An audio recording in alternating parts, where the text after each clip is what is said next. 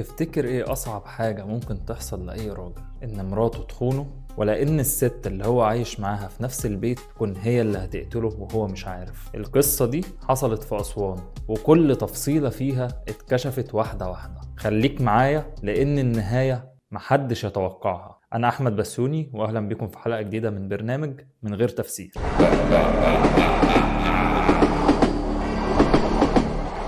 في قرية هادية في أسوان كان عايش راجل بسيط اسمه جمال، عنده 56 سنة. كان شغال غفير في مدرسة، حياة على قد الحال، لكن كل الناس يشهدوله إنه كان راجل طيب وكريم.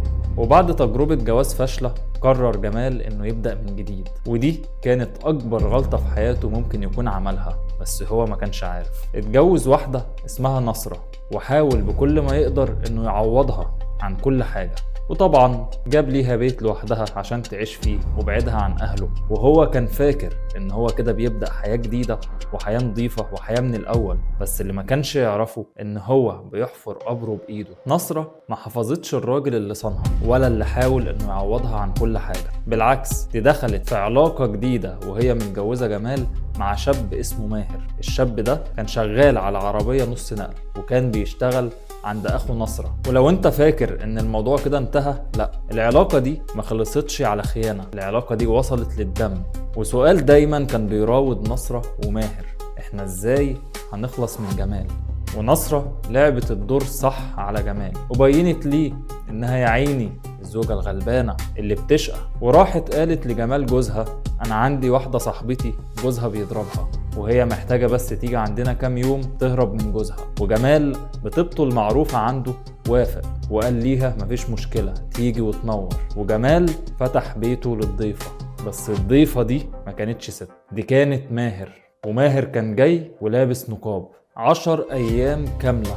ماهر لابس لبس ست ولابس نقاب، وقاعد مع جمال في نفس البيت، بياكل من أكله وبيشرب من شربه، ونايم معاه تحت سقف بيت واحد. وطبعا بيخطط هو ونصرة ازاي يخلصوا من جمال. شايف الكرم اللي جمال عمله؟ بيتقابل بالغدر من نصرة وماهر. وبعد مرور 10 أيام جمال حس ان الوضع كده مش مريح، فطلب من مراته وقال لها كده كفاية، خليها ترجع لبيتها ولجوزها.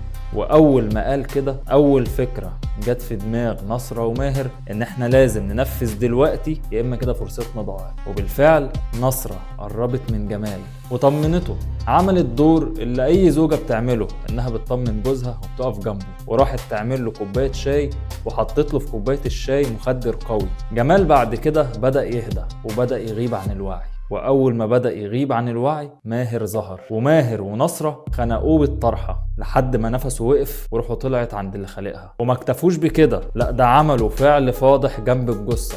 انا مش عاوز اوضح لك ايه اللي حصل اكتر من كده، افهم انت لوحدك. بس تخيل جبروتهم وشيطانهم وصلهم لايه. وبعد ما خلصوا اللي كانوا بيعملوه، حاولوا يبينوا ان جمال مات موتة طبيعية. وفي نص الليل ماهر خد جمال وحطه في شوال قطن على عربيته النص نقل، وراح رمى الجثة في المدرسة علشان تبان ان هو كان واقف يحرس المدرسة ومات موتة طبيعية. لكن ماهر ونصرة نسيوا حاجة مهمة جدا، ان الشارع بتاعهم كان فيه كاميرات، والكاميرات فضحتهم. ولما الشرطة زودت التحقيقات وراجعوا الكاميرات، شكوا لانهم لقوا في الكاميرات ان في ست منتقبة دخلت بيت جمال من 10 ايام وما خرجتش غير بعد 10 ايام. وحاجة تانية كمان، ان الكاميرات جابت عربية ماهر وهي بتتحرك من قدام بيت جمال ونصرة. ومن هنا الشرطة استجوبت ماهر ونصرة، بس نصرة لما دق عليها الخناق ما استحملتش، واعترفت بكل حاجة، واعترفت بالجريمة الشنيعة بكل تفاصيلها.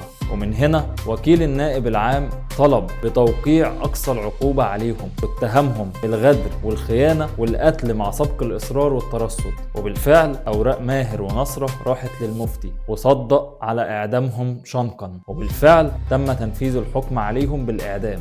جمال كان راجل طيب، ودفع نتيجة طيبته وكرمه انهم ذبحوه في بيته. ماهر ونصرة بدأوا كعشاق وانتهوا كمجرمين، ونهايتهم كانت المشنقة. والقصة دي مش حكاية وخلاص، دي رسالة ان الخيانة مش نزوة، الخيانة ممكن توصلك لحبل المشنقة وتكون هي السبب في نهاية حياتك. والظلم مهما طال وعدى عليه ايام، مصيره هيبان، ومصير الحق يرجع لاصحابه. ربنا يرحم كل مظلوم. ولو حابب تسمع قصص حقيقية أكتر اشترك في القناة وفعل زر الجرس واعمل لايك وكومنت. أشوفكم في فيديوهات جاية جديدة. سلام.